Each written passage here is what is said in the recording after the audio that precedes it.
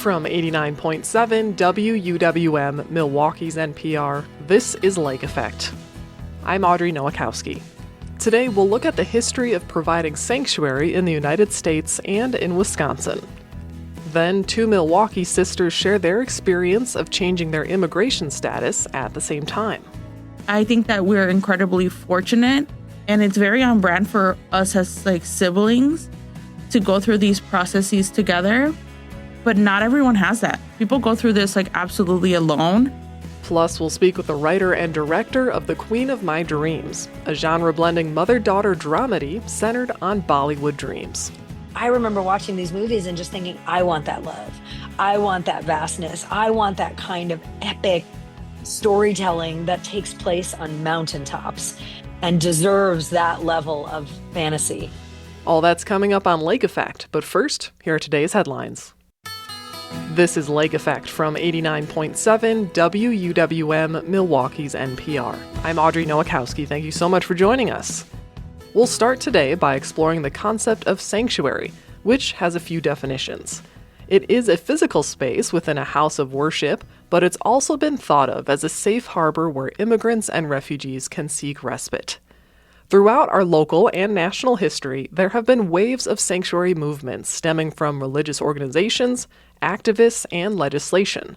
To help us look at sanctuary and how it shaped our history and politics today, I'm joined by Marquette University Assistant Professor of History and author, Sergio Gonzalez. He begins by explaining how sanctuary is defined and uniquely remembered in relation to American history. In U.S. immigration history, people have often defined the United States as a place of sanctuary for people all across the world, refugees, asylum seekers, economic migrants, people who are looking for a new opportunity or a sense of safety here in this country.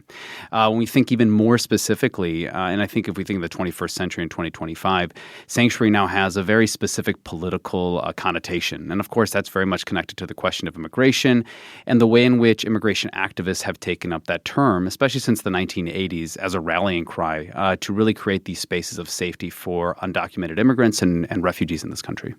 So we're going to kind of wind the scope back and kind of go through a little chronological history, especially here in Wisconsin, but also the U.S., about sanctuary. So to localize it here, shall we start with the Underground Railroad in Wisconsin? And was this kind of one of our first big public moments of sanctuary? Yeah, absolutely. If we think about sanctuary as this kind of founding mythology of the United States, that the U.S. has always been that way, different groups throughout American history have appropriated that language to their own ends. And I think one of the most dramatic examples is in the 19th century. Abolitionists who strongly objected to the institution of slavery, but didn't just object to it in their language and their ideas or even in what they wrote, but they actually enacted it through the material work that they did, which is to say that they created movements to try to help enslaved people flee indentured and servitude and move towards the north, either to northern states that did not have enslavement or maybe crossing over into the Canadian border. And so I'm sure that a lot of listeners are familiar with the Underground Railroad. They learned about it in elementary school, but people might not know that Wisconsin had these important stops all across the southeastern parts of the state that served in the 1850s all the way up until the early 1860s as important locations for people who were coming up from Missouri through Illinois, making their way through Wisconsin, eventually through to Canada. So we're going to bump up to the 1900s here, and a few key parts of our sanctuary history for European immigrants and, of course, the Great Migration in the 40s and 50s. So let's start with the Great Migration. How is this an example of both what you call real and failed sanctuary? Yeah, I think so. Wisconsin had a late Great Migration, it's often referred to. I think people might know the Great Migration begins really in the early 20th century. But people who are leaving the U.S. South, Black Americans who are either fleeing economic deprivation or they're fleeing the Jim Crow South system that forces them to live in the second-class citizenship, those people start coming northward, and many of them kind of end up in Chicago, so they don't actually make it all the way up to Milwaukee. And our community doesn't really start to grow until the 1940s and 1950s in large numbers, Milwaukee's Black community. And, when they arrive in Milwaukee looking for the exact same things that European immigrants had come to this country looking for in the 1850s, which is a new start and safety. right? Economic opportunity and not having to look over their shoulder and fearing either extrajudicial violence or violence by the state. And they arrive here in Milwaukee in the 1940s and 1950s, and sometimes they do find that, right? They certainly do find better economic opportunities here in Milwaukee than they would have found in places like Alabama or Mississippi. But they also find a new system of second-class citizenship. It's not as severe as the Jim Crow South. It's certainly not enacted with the form of violence that lives in places like Alabama or Mississippi. But they know they are made to feel like they don't belong. And that happens in a lot of different ways, whether that's at the work site, whether that's in where they're allowed to live, right? They're tightly constrained within this few blocks area that we now refer to as the near north side. Back then it was known as the urban core. And so Black Americans who arrive here in Milwaukee, who become Black Milwaukeeans and Black Wisconsinites, have to navigate all of these different factors. And looking at post-World War II as well, especially in relation to European immigrants searching for sanctuary in a time of war, how did we as a nation fail to give safe harbor during the Holocaust specifically? Yeah, I think most Americans know that the world turned a blind eye to what was happening in Europe, especially Western Europe and in parts of Germany and Austria and Poland throughout the 1930s. And of course, this all becomes extremely apparent after the United States claims victory in Europe in 1945, and you have American soldiers who are going throughout Western Europe and they see concentration camps. And it becomes very clear to Americans who are abroad and eventually, as these images make their way across the world, that the country had failed to offer sanctuary to not only European Jews, but a wide assortment of people who had been victimized by the Nazi regime.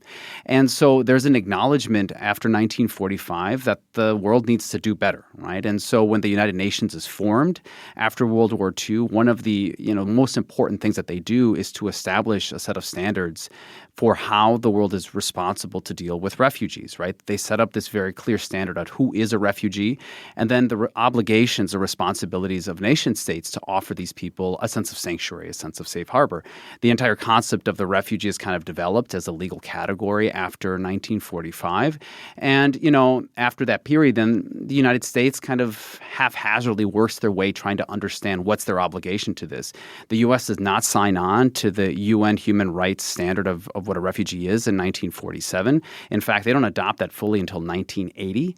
And one of the big reasons for that is the United States wants to be able to do their own deciding on what a refugee is and who they're going to bring into the nation. And so after 1945, the Cold War era, the United States continues to kind of work through, who is going to be allowed into this country under this idea of a refugee.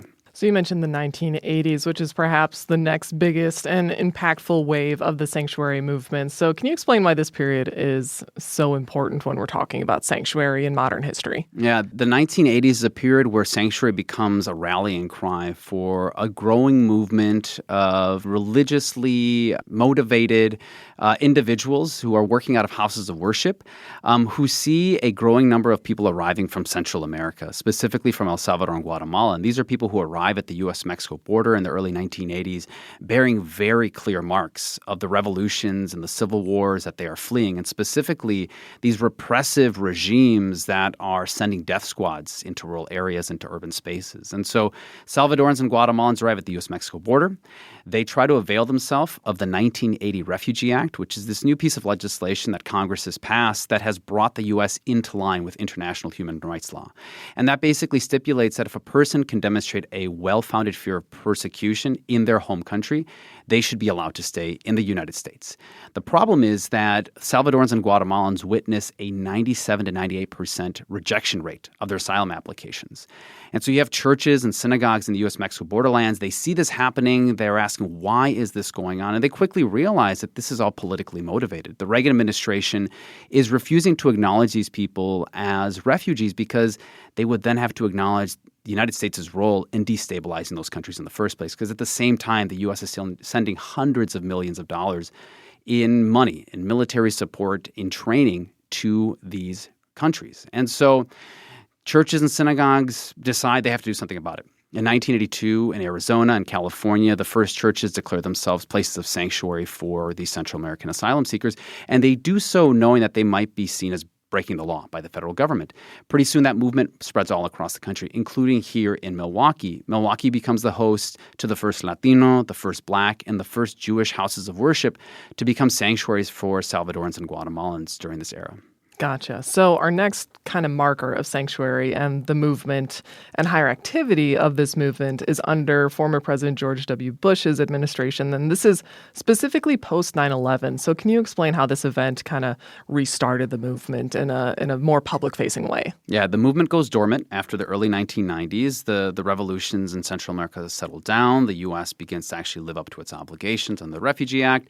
And so through much of the 90s, sanctuary doesn't really come into motion. It's really after 9/11 when the United States begins to ramp up its surveillance of undocumented communities. And there are growing calls to really connect questions of national security and national defense with immigration, which leads to militarization of the border, the creation of organizations like Immigration and Customs Enforcement, or ICE. And so there are more and more undocumented people in this country who feel unsafe. They feel like they can't come out of the shadows, as is often referred to. They feel like they can't live their lives in this country. And so as there's a rising number of deportations, first under George W. Bush and then especially under President Barack Obama, houses of worship again jump into this work. There's a revival of sanctuary. In fact, the movement is reborn in about 2011, 2013 is when you start to see these really large, growing numbers of churches and synagogues get involved. They call themselves the New Sanctuary Movement. And now they're offering safe harbor not just to asylum seekers, but also to people who have lived in this country for 20 years, right? People from Mexico, from Guatemala, from Ecuador, from all parts of the world, in fact, who perhaps see themselves as Americans in all ways except for their legal documentation. They've established roots here, they have jobs here, they've had children here, and now they're fearing that they're going to be torn away from the very social fabric that makes them feel at home in this country. And so the New Sanctuary Movement kind of takes up that 100-year history of sanctuary in this country, 150-year-plus history of sanctuary in this country, repackages it, and becomes another vibrant movement, especially under the administrations of George W. Bush and Barack Obama. Right. And to remind people, one of Barack Obama's nicknames was Deporter-in-Chief. So, when it comes to having selective memory or being really involved in what's happening in the now, which of course is a natural human response. As you've said and told me, it's one of my favorite phrases, like nothing is unprecedented, right? Yeah, that's exactly right. And I think I always remind my students that there's not much that's bipartisan in the history of this country, but when it comes to immigration enforcement, Democrats and Republicans have both played a very important role and created what the historian Adam Goodman refers to as the deportation machine. And so where we find ourselves today is really the consequence, of course, of decades of history and of immigration enforcement. So as you say, with the New Sanctuary Movement from George W. Bush up until today, and also with Trump's previous presidency, it's this kind of retaliation against the sanctuary movement being more broad, more encompassing. What are some of the anti-sanctuary things that are happening, whether it's on the federal level or just in public opinion? Yeah, I think we have seen, of course, I always say that to talk about immigration politics in 2025 is to talk about anti-sanctuary politics. And the reason that is because sanctuary has served as such a robust form of rebuke to the federal government, whether it's in the 1980s, whether it's in that initiation of the New Sanctuary Movement, or specifically in the first election of Donald Trump in 2016. In 2017, we saw this kind of prairie fire spreading across the country, right? It was sanctuary kind of growing not just in religious spaces, but also in secular spaces. So the growth of sanctuary cities and sanctuary states as local municipalities made the decision to tell public employees to not participate in immigration enforcement. We saw things like the growth of sanctuary school districts and sanctuary campuses, heck, even things like sanctuary restaurants, right? And much of this was often a form of messaging to say that this is a place where we welcome immigrants regardless of their immigration status. But sometimes these actions actually had teeth, right? Which is to say that they actually served as a barrier for the federal government to enact some of the most punitive forms of immigration enforcement. So if it's an effective form of rebuke to the federal government, we might expect there to be a counter movement towards that. And of course, in the last 10 years, we have seen the growth of these anti-sanctuary politics. In fact, Donald Trump in his second election here made sanctuary one of the cornerstones of his work, right? He has gone just very, very hard against sanctuary cities during his first term and in his second term. Within the first few hours of assuming power in the Oval Office, he signed executive orders in both terms against sanctuary cities, right? trying to bring to heel these elected officials to force them to accommodate his immigration enforcement standards. And so it is kind of the history of social movements in this country, which is to say that if there's an effective social movement, there is going to be an effective counter movement towards it as well. We are right now kind of living through the consequences of that. It is much too soon to tell what will be the outcome of this. We do know that across the federal government, whether it's at the executive branch or at the legislative branch, anti-sanctuary politics are gaining quite a purchase right now. Well, Sergio, I want to thank you so much for joining me to take a little historical deep dive into sanctuary. It's an important movement, and it's really interesting to dive into how it's changed over time. Thanks for having me.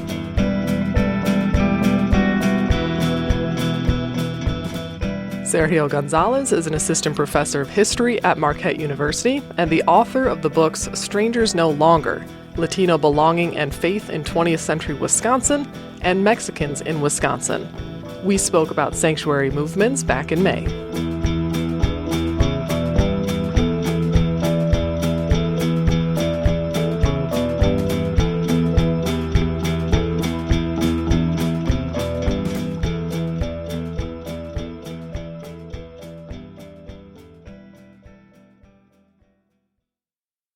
Immigration law and enforcement has been rapidly changing under the Trump administration.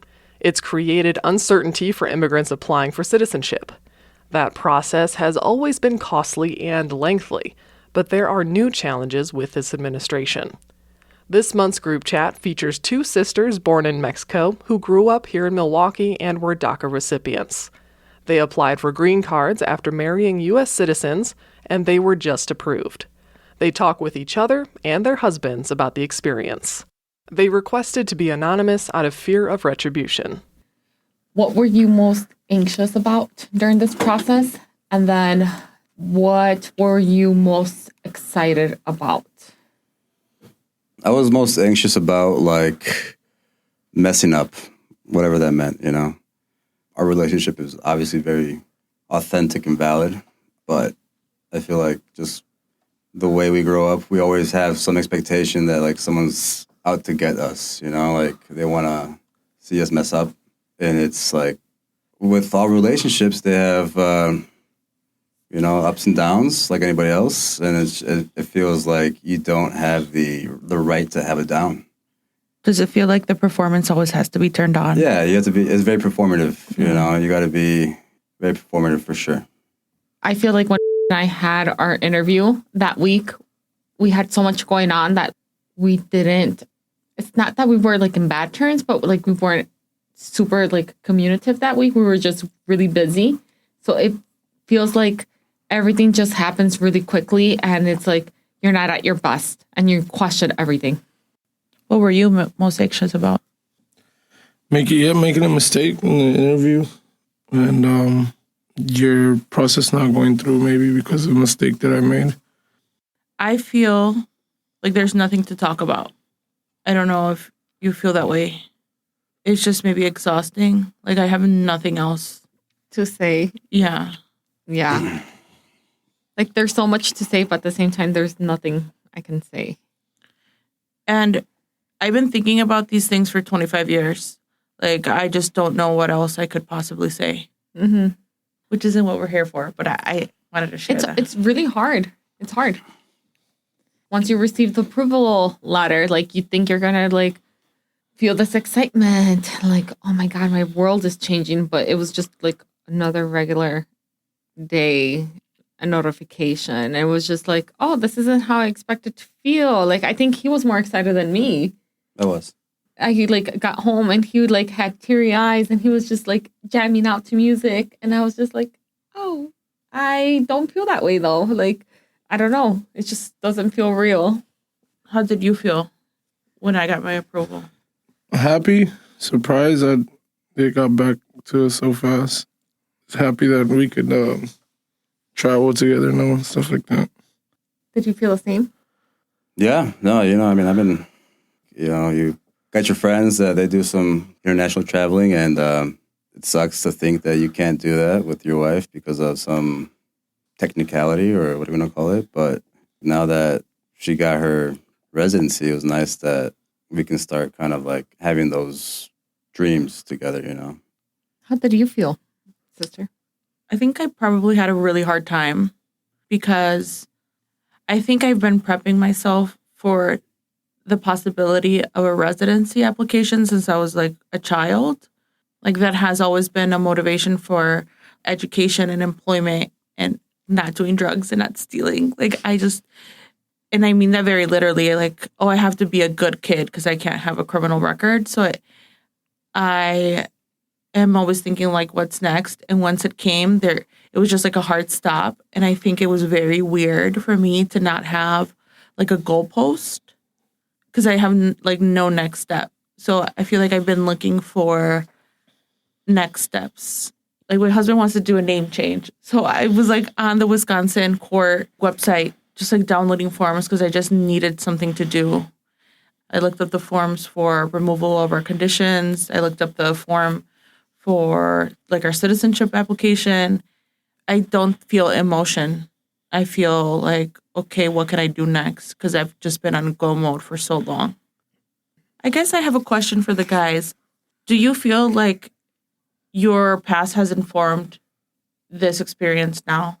Your childhood, your upbringing, just like seeing other people go through different immigration processes? Yeah. You know, like I have family who's undocumented and I think it's bullshit. I hate it. And I think everyone has a right to feel comfortable, feel safe. You know, I come from a family of immigrants myself. I've always looked at my ability to travel to Mexico to see my family as a huge privilege. I've never underestimated that. And you want to date someone and just let it flow naturally and authentically and normal. But like that's always in the back of your mind. Like, listen, buddy, if you're serious about me, like let's have a relationship. But like, do not waste my time. And like, you know, like it might sound superficial to some people, but like if you're gonna like commit to me, like let's commit and like let's get married, let's get me fixed up paper wise, and like let's build our family. And I think that's fine. I think it's appropriate because I do think being able to travel outside the country is unfortunately a huge privilege in this country. And it sucks. Like I would go to Mexico when I was first dating her and like it would like break my heart that she couldn't go, you know? Like she couldn't even go see her family. She couldn't come get to know my family. And it's a really sucky feeling, you know? So I actually had a conversation with on the way here about why it was important for us to do this interview. And as much as he hates to have these conversations, he was very open to have them today because he himself said it's important for us to use this platform to educate people that don't know anything about this and also show people that are going through this process that there's a community and like people that they can like rely on. And so maybe like he didn't want to have these conversations before, but today he was willing to sit here and have these conversations because he finally saw what we have always said and what we believe. We need to not let fear like hold us back, and we need to help others at the end of the day. Yeah, and I think internalized shame is a reason why like there isn't progress made because there's such a like Taboo and like cultural miseducation. You know, you're talking about community and how we want to make sure that other people are aware that there's a community out for them, like even locally, because I didn't have an attorney to represent me throughout this process. And I used this Facebook groups to help me start thinking about the process, to start even applying for advanced parole. But those Facebook groups led me to other ones. Adjustment of status through advanced parole to adjustment of status.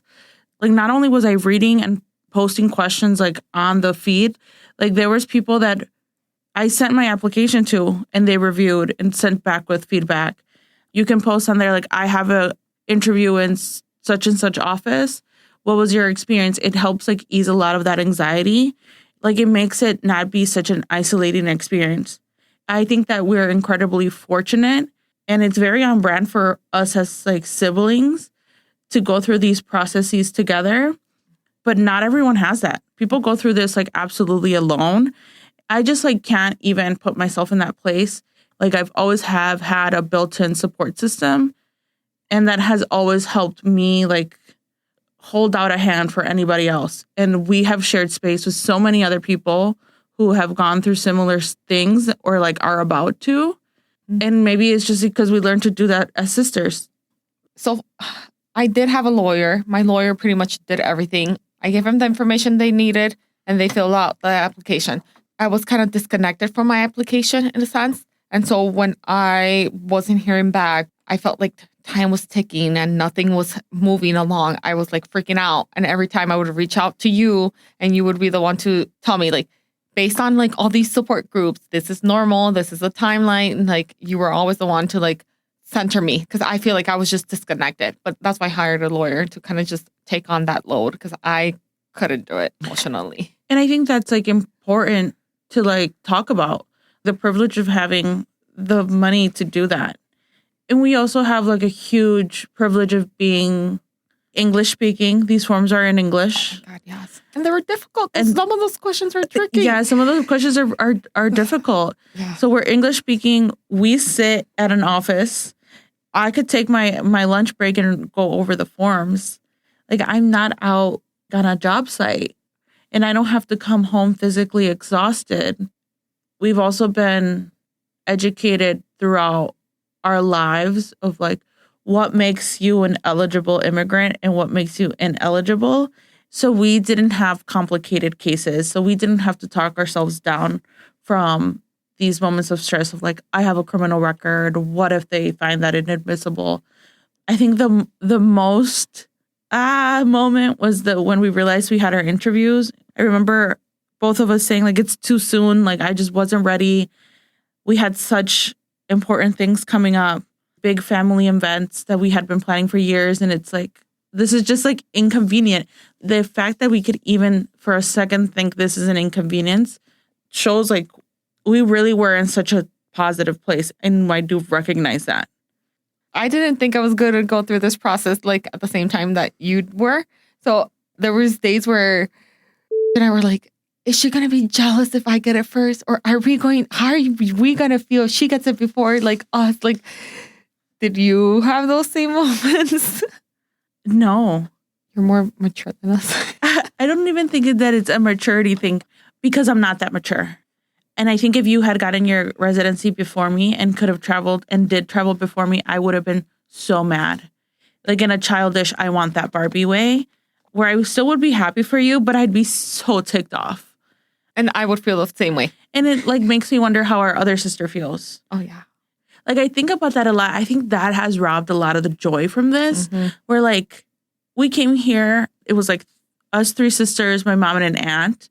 And like I think about all of us at the same time. And yes, maybe some undocumented people have other undocumented family. But I like that aunt, like she gets in my brain gets grouped in with us because we came here at the same time and she was so young, barely an adult. And when I told her and I like saw that she was teary-eyed, I just like, it makes me so sad because it feels like, why me and like not you? Because I see myself in everyone else. Yeah. I think this just shows like, it just really shows that we care so much about other people. And that's so hard to like be happy for ourselves. And I think it's also arbitrary. I feel like I shouldn't even be saying this. I gotta record it live. It just feels so stupid. Like none of this matters. Like the fact that I got married and now I'm somehow more worthy. Like that just feels dumb as I'm not more worthy because my husband is a citizen. Like what about my friend that married another undocumented person? Like, oh, she doesn't deserve it. It just feels really dumb.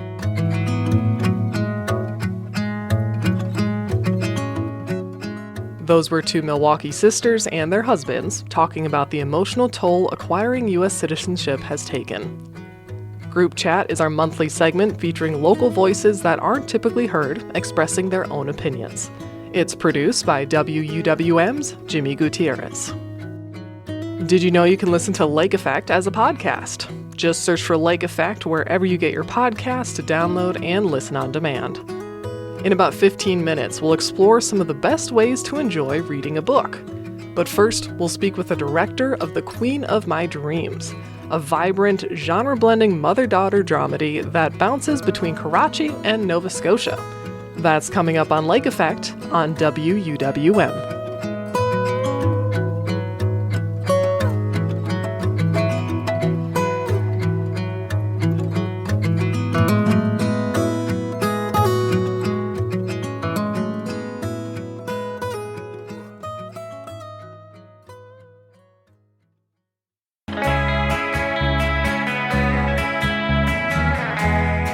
You're listening to Lake Effect on Milwaukee's NPR. I'm Audrey Nowakowski. Set across decades and continents, the film The Queen of My Dreams is a dramedy that follows the story of Azra, a young queer Muslim woman who has a complicated relationship with her mother.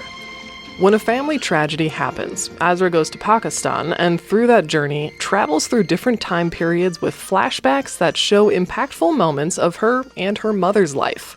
Bouncing between 1969 Karachi, 1980s Nova Scotia, and 1990s Pakistan, The Queen of My Dreams explores family, memory, and the Bollywood dreams that shape us.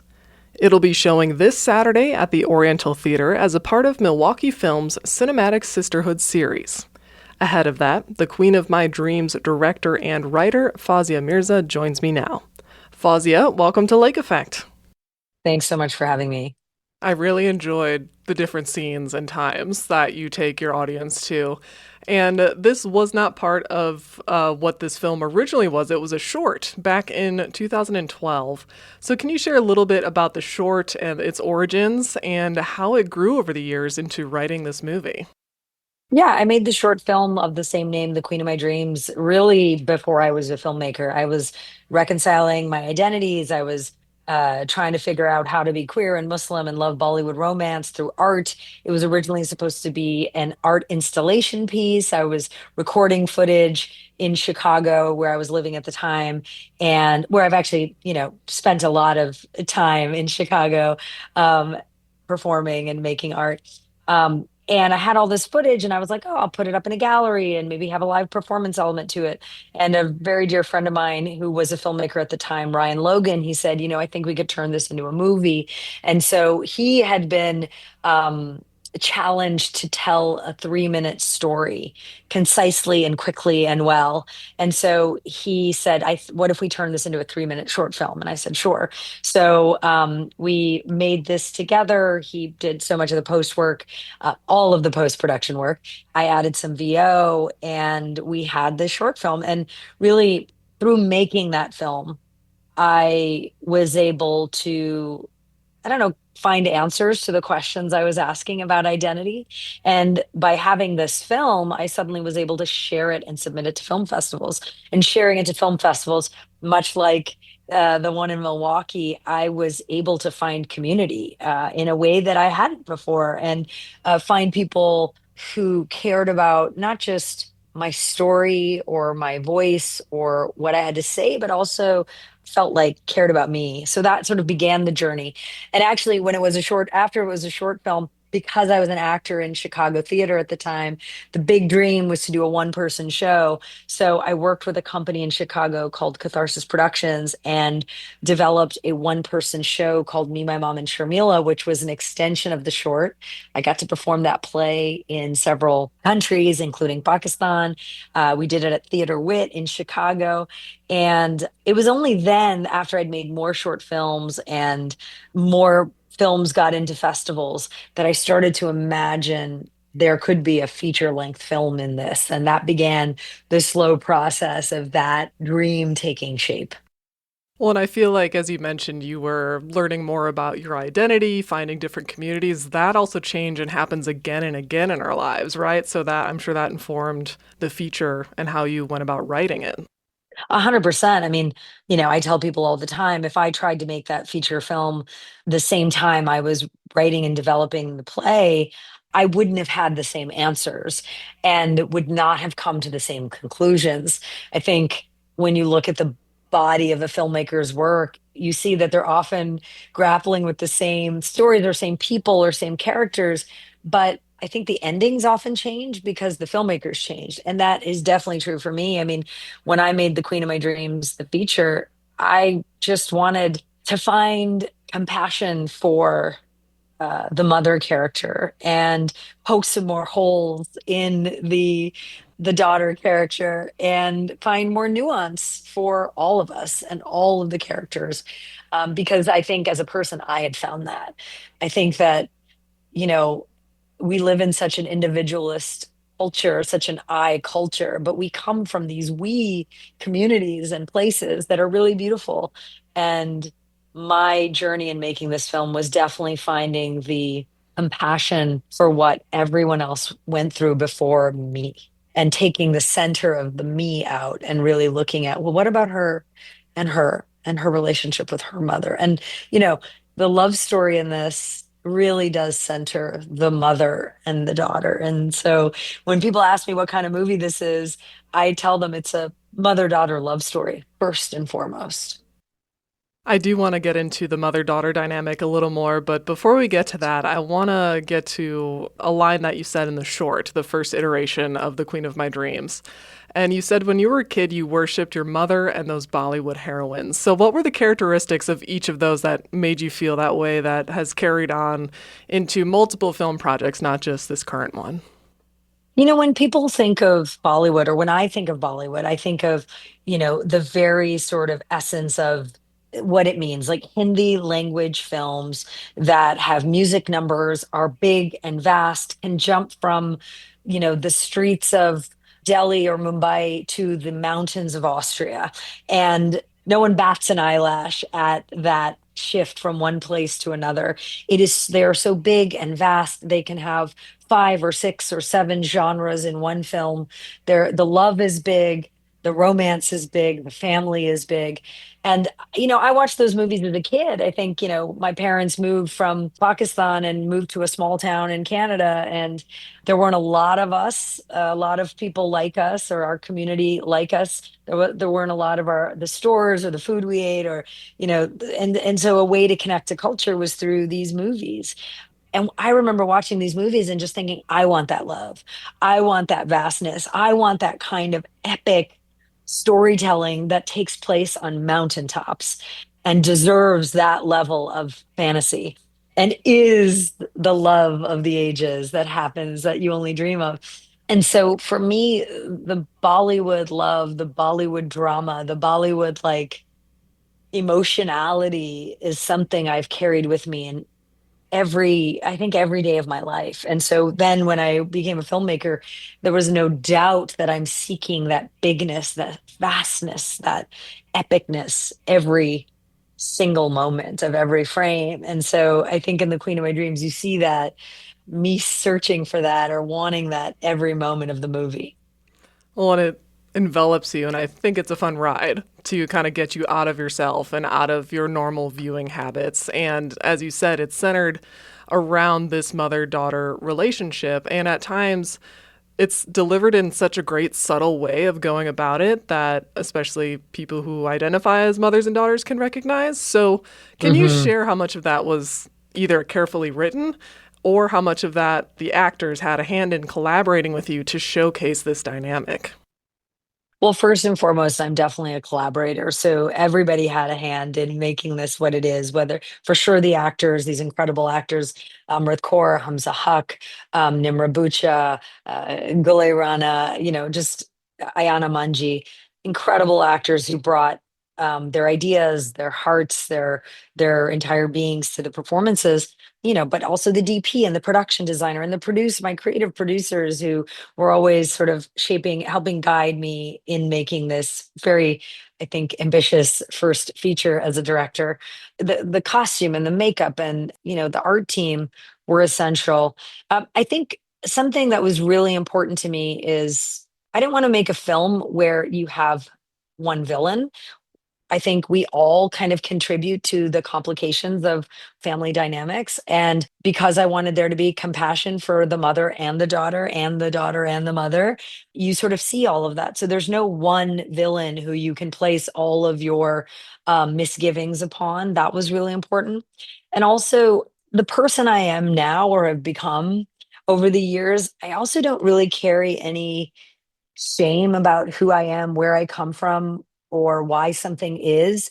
And so I just wanted to show it all. So, whether that is the awkwardness of hooking up with your girlfriend while your mom's leaving a message on an answering machine, or it's the use of a watering can in the bathroom that is akin to a bidet, which is very common in Muslim culture.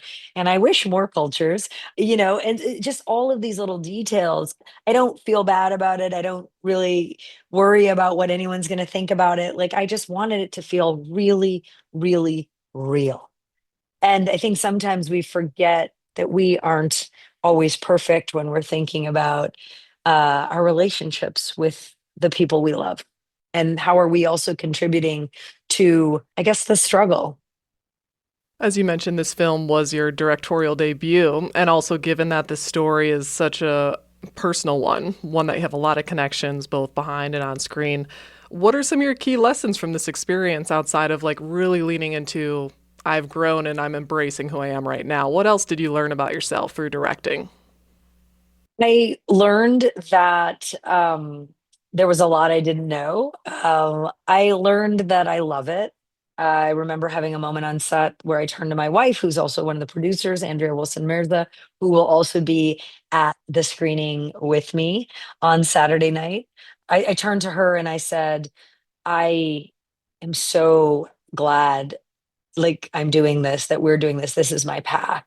I learned the power. I'm reminded of the power of collaboration. And I think, I used to be an actor and had to choose to leave that behind to choose to direct. And I don't miss acting at all. I really learned that everything I've done in my life was leading me to this point. And I think some of us, maybe all of us at some point or another are scared of making the wrong decision. And making this movie for me was just a reminder that make the decision. It's not the wrong decision if it doesn't result in the immediate success. It's the right decision because it's the right decision no matter what. And I think this movie gave me a great result and reminder of that. What has been the response for the film that you've heard from, whether in talkbacks or people reaching out after they've seen it? The film is very joyous. I think that's also something that is a reminder to me of the kind of work that I was my mission, but should and will continue to be my mission. I love love. And I don't think love and joy is very sexy because it's not controversial. And I think we need more stories that center love and joy because, we're all trying to manifest the life we want, but we only watch movies or TV shows that center violence. And so much of what I've heard from audiences has been, I'm seeing a joyous film. Thank you for showing us in such a elevated, transcendent way. I'm seeing myself, I'm seeing my mother, I'm seeing my daughter, from South Asian communities, from Muslim communities, and also every other community that's come to the film. Lots of mothers and daughters who aren't necessarily reflected in the cultural or religious identity, which is really moving because I think in this sort of way that we think of ourselves as unique or as an I culture, or as, there's no way I could relate to Muslims, or there's no way I could relate to Pakistanis. Through this film, it's just so many people came up to me and said, wow, I didn't know I had so much in common with Muslim people. And I'm like, yeah, because actually none of us are inventing anything. And I think that's one of the lessons too. We're not inventing mother-daughter relationships. These are tale as old as time, and they are so similar across communities, across countries, across decades and centuries. I think one of the other favorite comments I get is I was laughing and crying watching this film. And the reason I love that is because we're so often told that movies, comedies, dramas, dramedies, funerals, grief, pain, joy all must look one way. And they don't. They actually feel like all the feelings all at the same time. And I think it's often Hollywood or systems or patriarchal systems or capitalist systems that want us to define everything with one word, with one genre and one emotion. And that's actually not really human. So yeah, that's been actually really gratifying as well. I was fortunate to see the film during last year's Milwaukee Film Festival at the Downer, which you attended and gave a little talk back for. And now you're returning to Milwaukee, showing the same film, but now as a part of the Cinematic Sisterhood series. So, what does it mean to you to return for a program that's highlighting the work of women filmmakers and highlighting these types of relationships through it?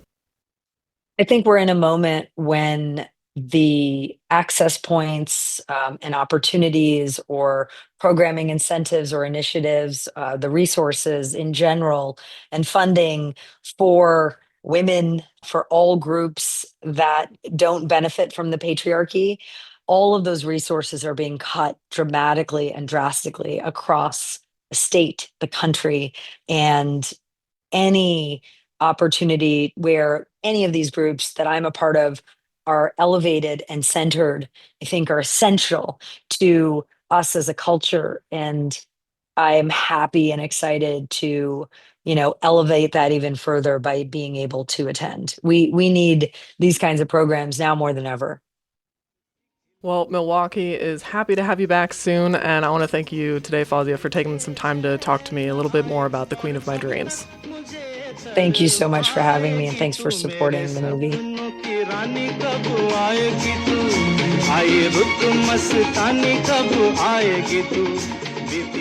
Fazia Mirza is the writer and director of the film The Queen of My Dreams. It'll be playing at the Oriental Theater in Milwaukee on Saturday evening as a part of Milwaukee Film's Cinematic Sisterhood series.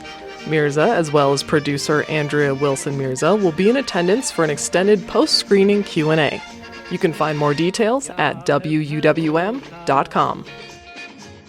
We'll take one more break, and when we return, we'll continue our series of book recommendations to help fight the summer slide.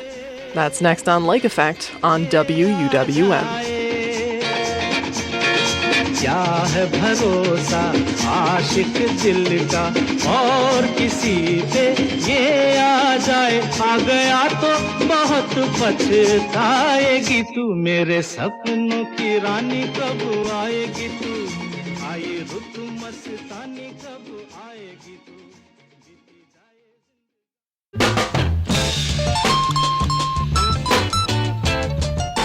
This is Lake Effect on 89.7 WUWM. I'm Audrey Nowakowski. As summer comes to an end, many parents are looking to get their kids ready for the school year. Many students experience what's known as the summer slide, a slight regression in skills brought on by months of being outside the classroom. It's a predicament that Danette Justice is all too familiar with. Justice is an educator with Milwaukee Public Schools and the founder of Just Us and Books, a literacy program that introduces kids to new books. Danette joins Lake Effect's Joy Powers to share one of her favorite books, and it's all about the best way to read a book. So, you have another book for us. Can you tell us a bit about it? All right. So today's book is called How to Read a Book. Our author is Kwame Alexander, and he's a Newbery medalist winner for the book. So, yeah, I think it's important. Hey, sitting down, how do I sit down and enjoy a good book during these summer months? So, it's called How to Read a Book, of course. You do have to read the book in order to learn how to read a book. What does it go through? Well, it talks about finding the perfect space, finding the perfect book, getting the perfect mindset, and getting your mind right to really enjoy a good book. And sometimes you do have to do that. You have to find that perfect spot in the house, or if it's outside on the deck or on the porch, but find that perfect location and then finding that perfect book. So it's kind of talking about how to get it just right to enjoy that perfect book. Now, what would you say are the ages for this book? This book, I would definitely say kindergarten through fourth grade for this particular book. But again, a good picture book is appropriate for all ages. Very nice. Well, Danette, thank you so much for joining us here on Lake Effect. For those who are interested, you can check out Danette on our Instagram page, reading How to Read a Book. Yes.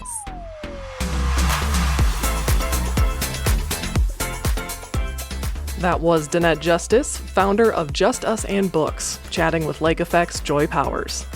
At WUWM.com, you can find a video of Danette reading How to Read a Book. Danette will be joining us to share more books throughout the month of August as kids get ready for the new school year. And that's Lake Effect for today. I'm Audrey Nowakowski. Joy Powers, Sam Woods, and X-Grit Nunez join me in producing Lake Effect each week with help from Rob Larry and Graham Thomas. Becky Mortensen is our executive producer. Emily Fowles helps edit the show. We also heard from Eddie Morales from the WUWM news team this week. Jason Reevy is our studio engineer. Michelle Maternowski is our digital manager. Valeria Navarro-Villegas is our digital editor. Trapper Shep wrote our theme music. If you've missed any of Lake Effect this week, you can find all of our conversations at WUWM.com. If you'd like to take the show on the go, you can download the Lake Effect podcast wherever you listen to your podcasts. On the next Lake Effect, we'll learn how cell phone bans impact students and if the bans are actually effective. Plus, learn how everyday people just like you are helping the DNR track and monitor wildlife here in Wisconsin. Thank you so much for joining us today, right here on listener-supported 89.7 WUWM, Milwaukee's NPR.